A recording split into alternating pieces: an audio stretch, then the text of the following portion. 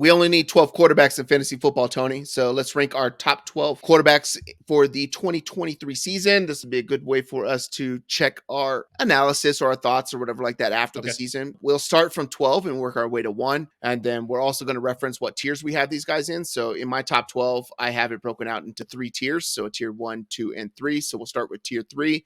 All the way up, we'll mark where we start tier 2 and then where we start tier 1. If you want to start with your number 12, and we'll go back and forth with our 12. Just one at a time? Yeah, we'll do one at a time. Okay. Number 12, Tua Tagovailoa. ESPN has him at 13. Tua had the concussions last year. We know about those. And to be honest, that's probably our only reservation and why he's not higher. But he's here at 12, and he averaged 18 points per game in 2022, which put him in the same territory as guys like Geno, who finished in the top, I think, 6 or 5, Kirk Cousins and Daniel Jones.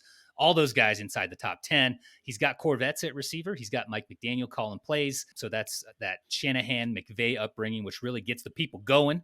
So yeah, he's at the back of tier 3 for me, but I can see him finishing anywhere between 7 and 12, which coincidentally is this entire tier for me. Nice. My number 12, I have Daniel Jones. So finished as a QB7 in 2022. In his first year under Mike Kafka as offensive coordinator and his play caller. Some history on Mike Kafka. He was hired by Andy Reid in 2016. He became an offensive coordinator, quarterbacks coach in 2018. You also know what happened in 2018?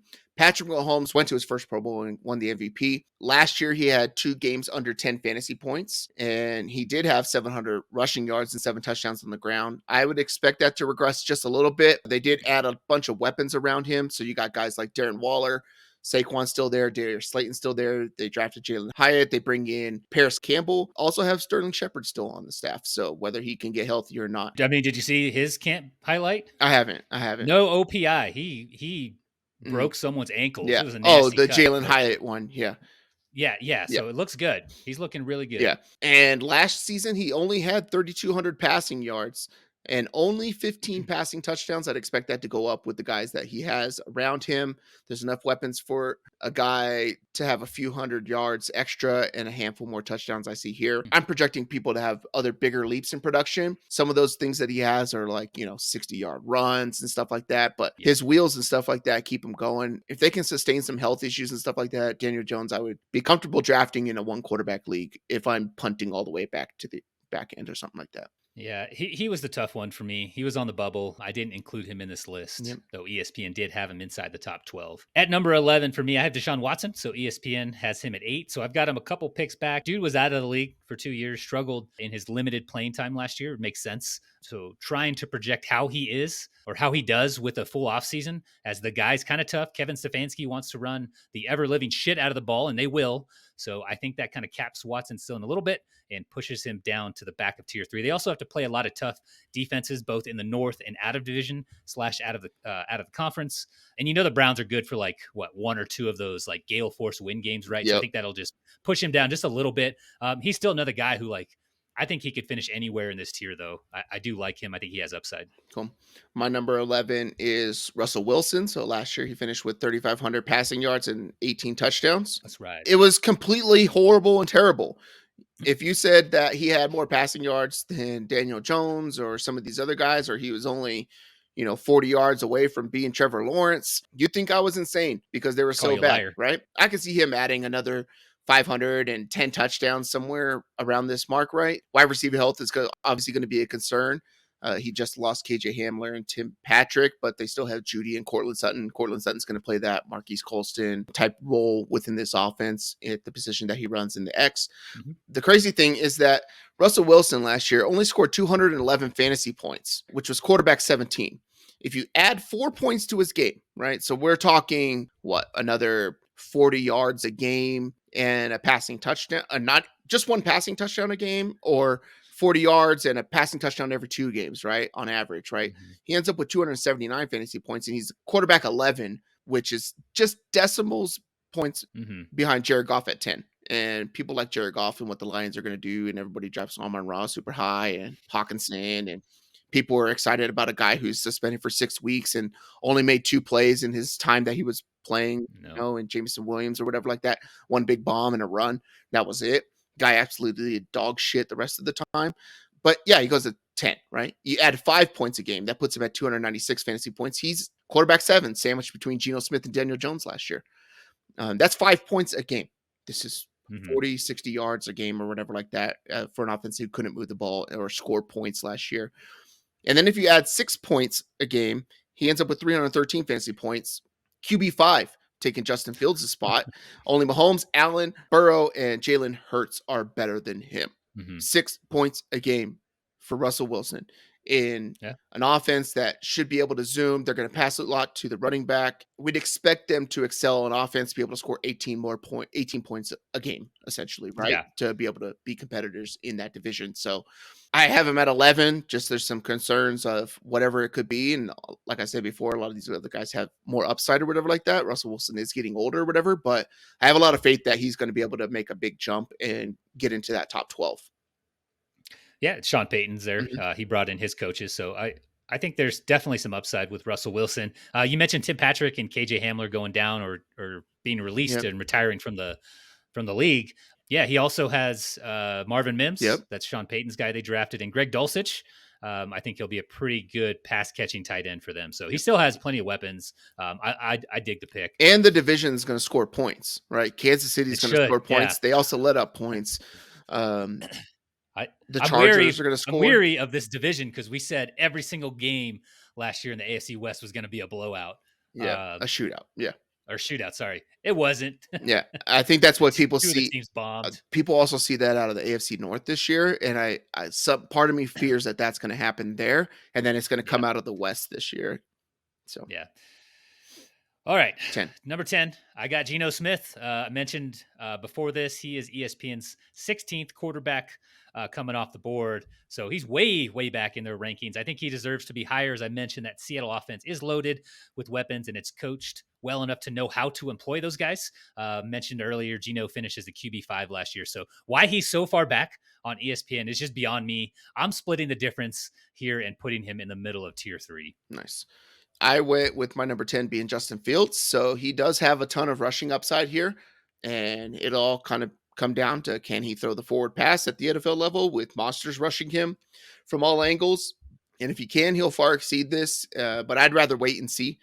I'd rather not take that chance because while he has the rushing upside, so did Colin Kaepernick until he didn't have the rushing upside after a season of doing it. He did excel at passing that next year, but he ended up a year or two later on being irrelevant in the NFL. So I do worry about that with Justin Fields. But DJ Moore, the more I see of stuff though, the more I fear that I'm gonna be out on this and I'm gonna miss out. But I have to stick to whatever I believe and then see if it works and then maybe adjust later on because I only have one example and the one example is Colin Kaepernick. So that is Mm-hmm. it. That Interesting. is So my 10. Fields in tier 3. I'm assuming you have like Herbert or something up in tier 2, Mm-hmm. something like that. Okay. My ninth one here is Kirk Cousins. ESPN has him at 11. So I actually have him up a couple spots, but he was QB7 in 2022. He loses an aging, decrepit Adam Thielen. He loses an aging, decrepit Dalvin Cook. In the Vikings, they did lose a lot on defense. They brought in Brian Flores to kind of help there, but they did add Jordan Addison, and Minnesota is likely to be in the 600 to 650 pass attempt range again in 2023 with Kevin O'Connell, which, if you project that out, puts him firmly inside tier 3 here. You like that, Nate? I like it. You like that? Yeah. Yeah. You see that part of quarterback where he's talking about how that was about his van. You're like, I know. I didn't see that. the whole part about him, it's like shows a little bit of his life, how his wife dresses him, it's just basically they just go on like how the internet makes fun of Kirk Cousins because he's like the typical dad who is rolling Yeah. in Cole's cash or whatever like that. Yeah, apparently someone was talking shit about his van or whatever like that. So, and it came from whoever that news network or whoever was holding that camera, that company. So he was like, "You like that? You like?" Because the guy was like, "I don't like that. I don't like that van." So it was nothing about football. It's pretty funny. My number, what is this? 9 is going to 9. be Tua. So if it weren't for a significant injury concern here, I'd have him a couple slots higher, probably pushing that, tier B or whatever like that. And like I said before, if you're playing in a 2 quarterback league, there's massive value with him being at quarterback 12 right now, as Mike White is his best backup in all of sports.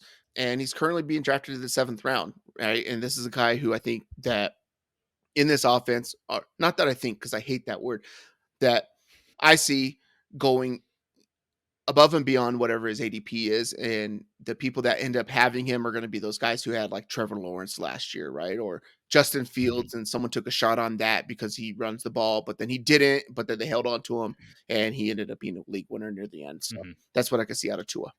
Okay, I like it. You're factoring a little more upside, a Yeah. little more ceiling there. So, my number 8 pick, not gonna like this one. It's Justin Herbert. ESPN had him at 7, so I've got him back 1. Oh, Massive, yeah, massive weapons. Keenan Allen, Mike Williams. I tossed Gerald Everett in there. Not great in the stamina department, but he's good. And Quentin Johnson, the rookie. They also brought in Kellen Moore. You've talked about that at length. So the passing offense should be in pretty good shape. Not much by way of rushing and for Herbert. And I think anywhere in this tier would be a good spot for Herbert, but he finished as the QB 11 and 22, playing through that injury, playing through Mike Williams and Keenan Allen missing a pretty good chunk of time between the two of them, and then playing through a handful of offensive line injuries. So I'm all systems go with the Chargers in 2023. Maybe not as high as you, but I think he could easily finish 7, 8, 9 amongst these quarterbacks we're talking about here. mhm. All right. My number 8 is Deshaun Watson. So, one, allegations are behind him. Nobody's asking those questions anymore. Like one, maybe two every now and then, but they're not getting any Yeah, answers. So it's kind of a dead story, right? rearview mirror. So maybe they hit it up in the middle of the season if they're 5-1 or whatever, 4-2. Of how's it feel to be, past all that? This is this. Well, not past it because you keep bringing it up. I just want to play football.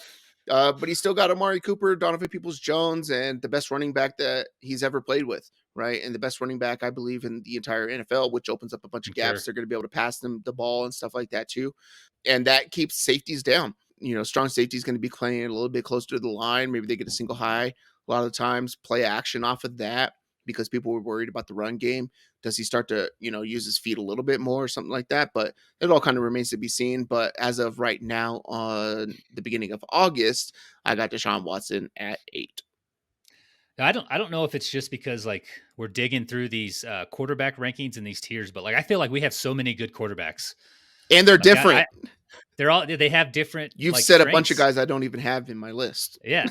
I struggled to keep a few of the guys outside of the top 12 Hmm. in the top 12 or vice versa. So this year's going to be interesting. We got a Yeah. lot of talent. Single quarterback league should have no problem drafting a guy. Hmm. But my number 7 pick is Trevor Lawrence. ESPN has him at 9, so I got him up a couple spots. T-Law has some rushing upside. He has a new weapon in Calvin Ridley, and we all like this team to take the AFC South. I have him at the top of this tier, and I like his 2023 prospects a lot, but I don't think he's going to be able to catch the guys I have in tier 2. Yeah. I got capping out my tier 3 is going to be Lamar Jackson, barring health. The only thing that I could see stopping him, and my real big concern is he hasn't been able to throw outside the numbers towards the sidelines for his entire career. He's a big deep shot player, attacks the middle of the field really well based off of what they can do. Because you obviously have to hold some linebackers in that offense, the way they used to run the ball like crazy or whatever like that, and they come out in 2 wide receiver sets for the majority of the time instead of 3, 4 wide receivers. That's going to change.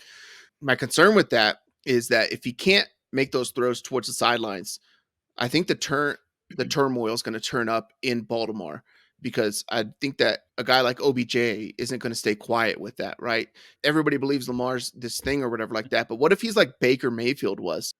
Like, you think that OBJ is going to be like, yeah, I came here to play with a Baker Mayfield type guy who can't throw me the ball or doesn't see me open and all that kind of stuff. And then we also He'll bring his dad to one of those games so fast. yeah, and if OBJ's not happy, the team's not happy. Let's just put it that point, right? Like, Yeah. people forget that based off the way he was with the Rams, but they won a Super Bowl. Like, obviously the guy's going to be happy. Different. He's playing with one of the better wide receivers in the entire league and a pretty decent quarterback in Matt Stafford. He's not better than Jared Goff, but he's pretty Oh decent, my god. right? What's the Super Bowl count? Huh? Matt Stafford Yeah. won. Jared You Goff look 0. at what Sean McVay did, where he cucked up against Bill Belichick because he finally just ran that Fangio, That was Vic Fangio's fault. eh, Vic Fangio did that. a 6-1 type defense, and they just had the No. defensive ends, right? There's some pretty good tape out there where someone broke it all down of how the Patriots stopped the Rams offensive thing or whatever, and how they did it all, because it was very basic. And it's like Sean McVay never knew what to do because he didn't learn how to do other blocking schemes and stuff like that. He All right. evolved after that, but Maybe basic. No Cooper Cup. Todd Gurley on one leg. yeah. That probably factored in a little Yeah. bit too. But outside of that, his legs do create a solid floor for Lamar Jackson. Yeah. But if we expect him to throw the ball and his passing numbers to go way up, there's not going to be enough time for him to run for the same amount of yards that he's ran this entire time. They just paid him a big contract. The guy's got tons of injuries to his legs. Do you think they're telling him and they're shaping the offense and telling Monken to be like, hey, we're still going to run this guy, right? Like we did before or whatever like that. No way in hell when you got $240 million, $220 million on the line and the guy's going to be sitting with tons of injury history, right? So that is my concern. The rushing upside is going to be drastic. I like in half type of thing, right? Like he's not going for 1,000 yards, 900 yards or something like that. I see, 400 to 500 yards, pretty average for these, big time running quarterbacks and stuff like that. But if they're going to try to pass the ball to keep him healthy and stuff like that, it's going to come out of the rushing department, and you just don't get as many yards or as many fantasy points for it.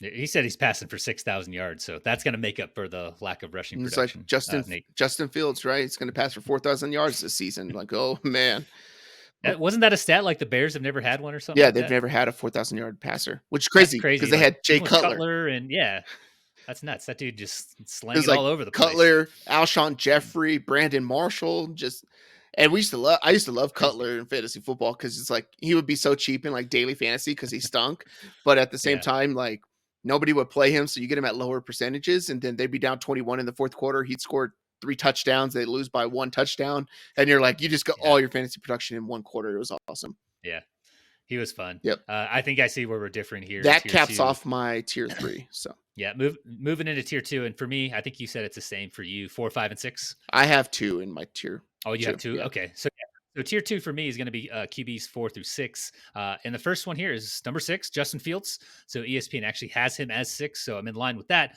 From week 7 on, Fields was the QB5 last season, averaging 25.5 fantasy points per game, crushing it on the ground. The Bears got him a true wide receiver 1 in DJ Moore, much better than what they had. They were throwing to I don't even remember the guy's name. Darnell Mooney was one of I can't remember the other guy's name.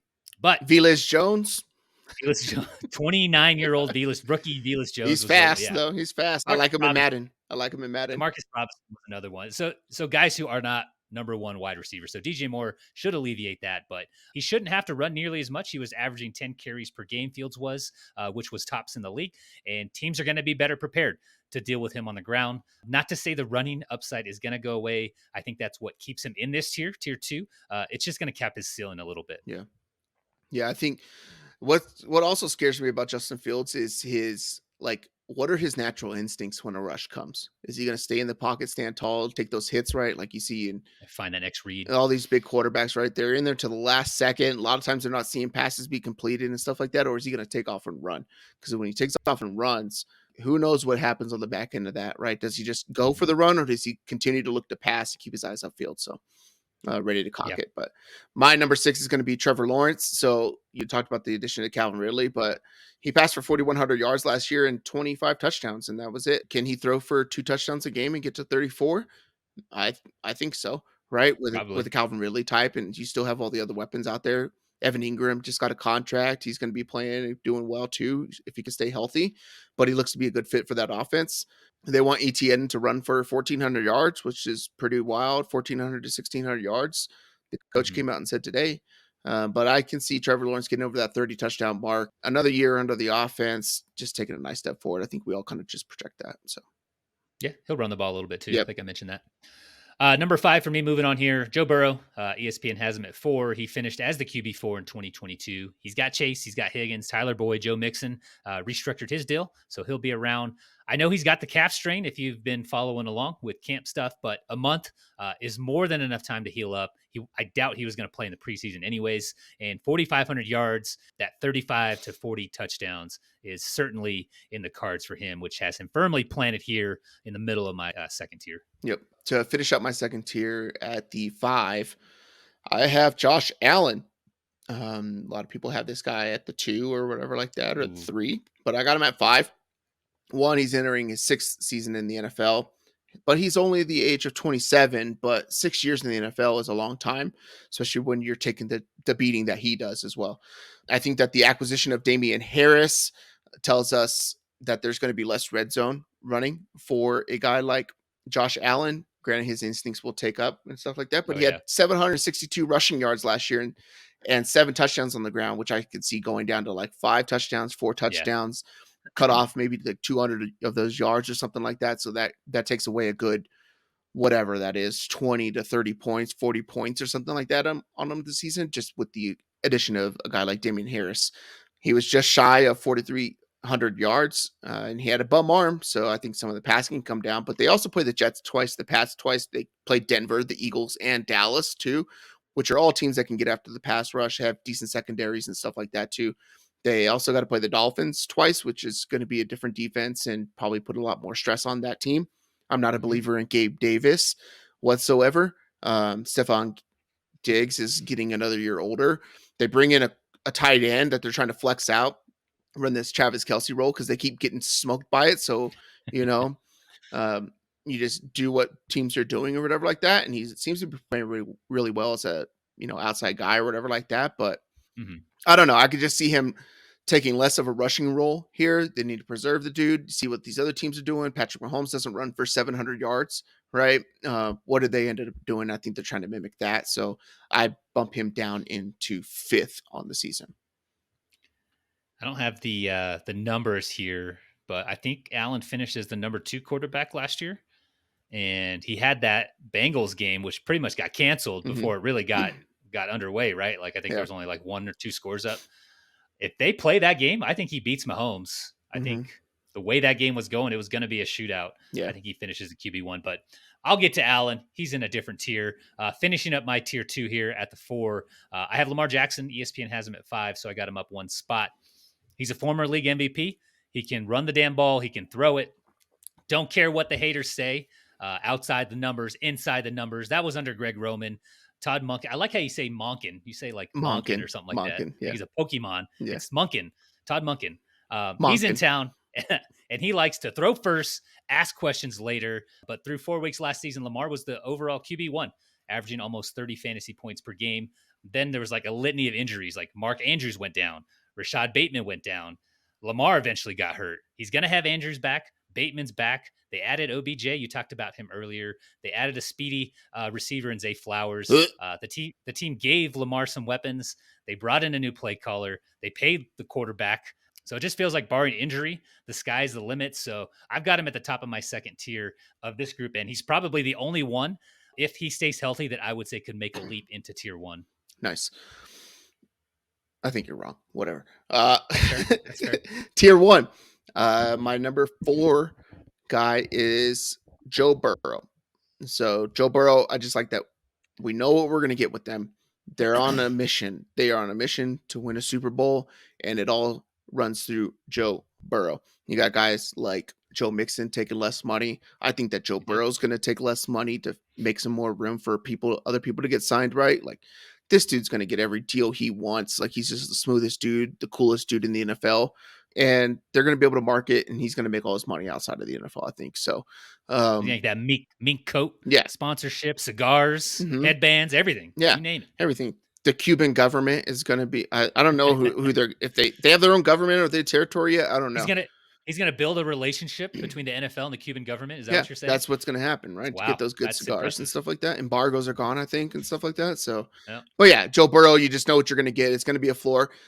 Although I did write this before the injury. So the thing that does concern me is it's calf injury, right? They say it's a couple weeks or whatever like that. But some of those like fantasy doctors or whatever like that in these sports, science guys and stuff like that deal with the stuff say that this type of injury, if it's not completely dealt with and fully healed and rehabbed and stuff like that, and if he comes back at any point too early, like a day early, 2 days early or whatever like that, these type of things tend to lead to Achilles injuries. That is a concern there because the dude's going to want to ball. He's going to want to play week 1. Oh, yeah. But is it possible that he just misses a week or 2 and they're fine and they can make the playoffs or something like that?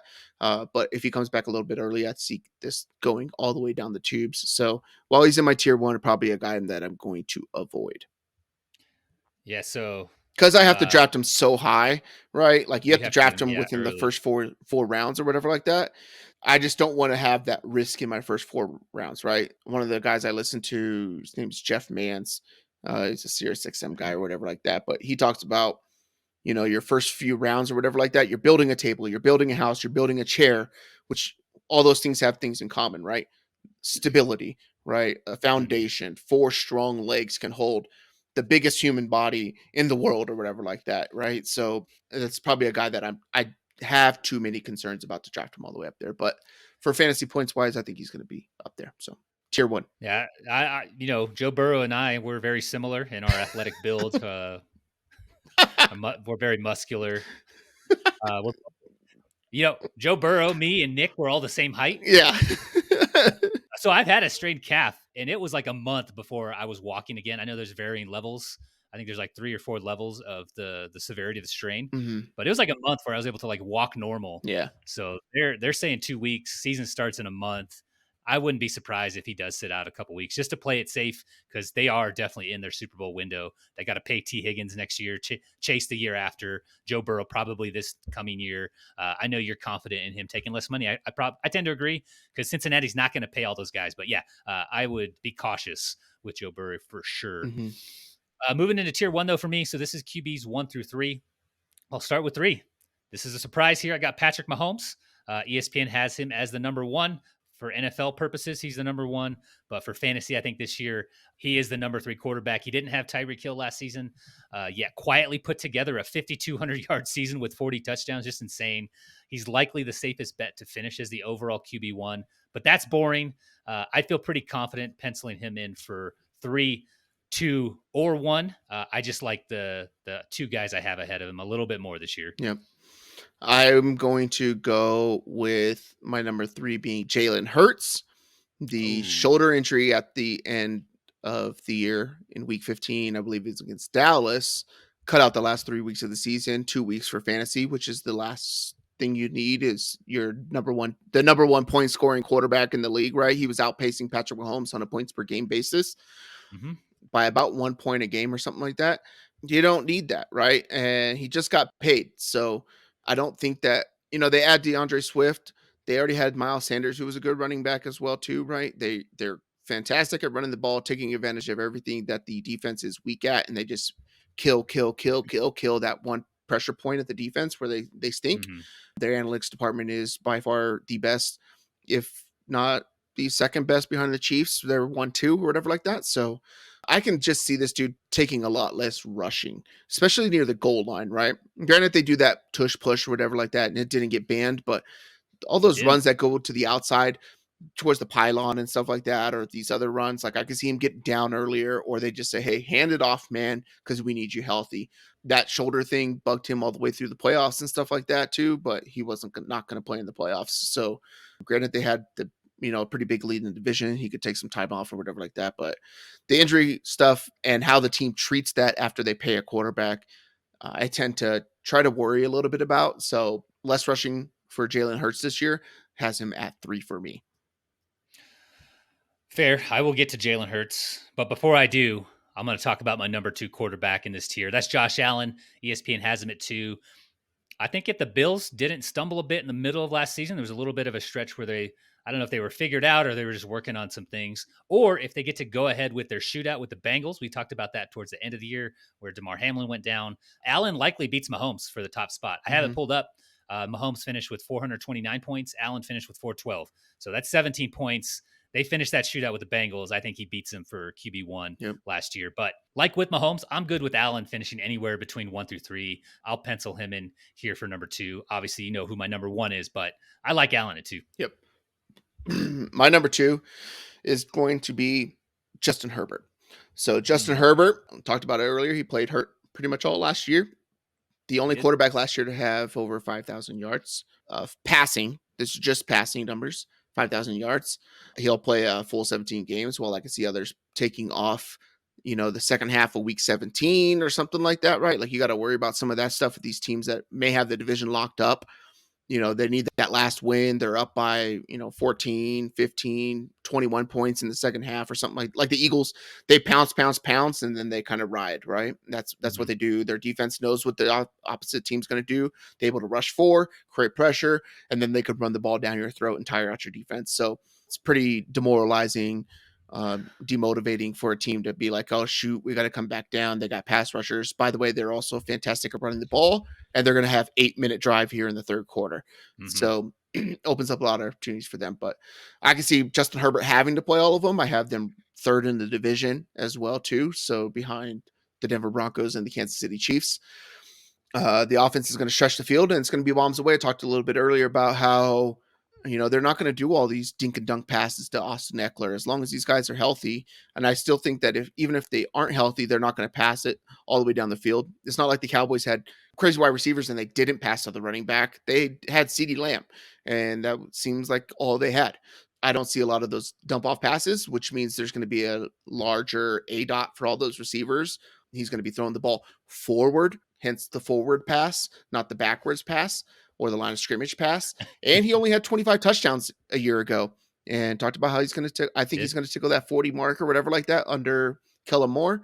There's not going to be a lot of Austin Eckler passing game. And we'll talk about that on your show later on as we go through the AFC coaching changes and stuff like that. Yep. But the big point is Austin Eckler caught more passes last year than the entire backfield for the Dallas Cowboys got attempts and targets. So to think that that's going to happen in an offense and that offense was more West Coast because it was Mike or whatever that dude's name is, who's their coach, the Cowboys. McCarthy. Yeah, Mike McCarthy, right? He had Kellen Moore running that West Coast offense. Kellen Moore brings in his offense. Eric Coryell is going to be down the field or whatever like that. And Mike McCarthy's offense, as anybody who watched the Green Bay Packers, does a lot of stuff to the running backs and stuff like that. They still didn't do it. So I don't think that you're going to get a lot of that kind of stuff out of this offense. Forward passes, down the field, big wide receivers, jump balls in the end zone, just bodied up like, hey, turn, post the dude up, just throw it to me, I'll catch it one-handed type of thing is going to end up happening in this offense. So I got Justin Herbert taking that massive leap. This is his breakout year. I think he's going to be the guy that you want to have in fantasy football. The teams around the division are going to score some points. And it's not like the Raiders have a good defense. It's not like the Chiefs have a great defense. They have some good players or whatever like that, but they're going to let up points. Denver might be a problem, but Justin Herbert, 5,000 yards with like no core to his body last year. This dude could probably pass for like 500 extra yards on the season and another 15 touchdowns. If it weren't for Patrick Mahomes, this dude would be my number one. Yeah, here at the Taco Corp headquarters, we really, really love it when quarterbacks are tickling that 40 number. I think you said that like 2 or 3 times. Yeah. I don't know. This is going to be my thing, the tickling. I like the tickle. So you got me giggling over that. All right. My overall QB1 is Jalen Hurts. ESPN has him at number 3. So my argument here for this is Philly had a lot of games where they were able to take their foot off the gas pedal pretty much the entire second half in 2022. I glanced at the schedule or the scores from last year, and there were seven or 8, like 2 to 3 score wins that Philly had. So you're talking about half the season where they really didn't need to, push the ball downfield for half of a damn football game. A lot of meat left on the bone. But with some turnover on defense, better competition within the division, and just more film on the Eagles, I think teams should be able to make things a little bit more interesting against them, which means more Jalen Hurts arm and more Jalen Hurts legs, just more Philly pushing the ball on offense, which means more fantasy points. I feel strongly that he could overtake Mahomes and Allen this year. Kind of a projection thing, right? Not really based on the finishes last year. Otherwise, I'd have him at number 3 or 4. And I feel like he's the only guy who can do it, barring like any major injury from Josh Allen or Patrick Mahomes. Really high on Jalen Hurts. I like him a lot this year. My number one, obviously, there's nothing to say. It's Patrick Mahomes. I also like to do a lot of tiering stuff based off of and like who I want to draft in certain positions, especially this high in the draft, of just what is my floor? Do I know what I'm going to get? I know what I'm going to get out of Patrick Mahomes. It's going to be electric. It's going to be in that top 4 area. There's got to be a lot of things that go wrong for the Kansas City Chiefs not to be one of the best offenses in the league and for it to be centered around Patrick Mahomes. The guy can make every single throw that there is in baseball, in football, and cricket, whatever he's playing or whatever like that. Like the dude is just good and he's smart. The coaching staff is smart. The floor is there. You can take him as your number 1 quarterback on the year, and you're good with him being a top 4 because he's going to be within 10, 15 points of all the other guys. You're maybe missing out on a point a game.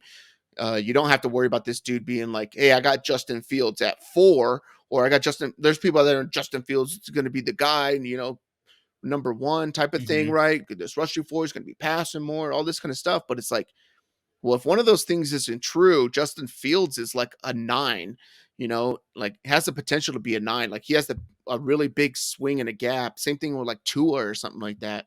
The Mhm. gap is so massive of what it can be to where if you take them so high, you end up killing your entire team because now you're so far behind the curve in the other positions that you need to do. If you're going to take one of these elite quarterbacks, you need to take one that is going to play, is going to be there, and is going to produce Mhm. regardless of what the circumstances are, right? Like I do say that Josh Allen, I think, is going to regress a little bit here and there, but you know what you're going to get. It's pretty safe, right?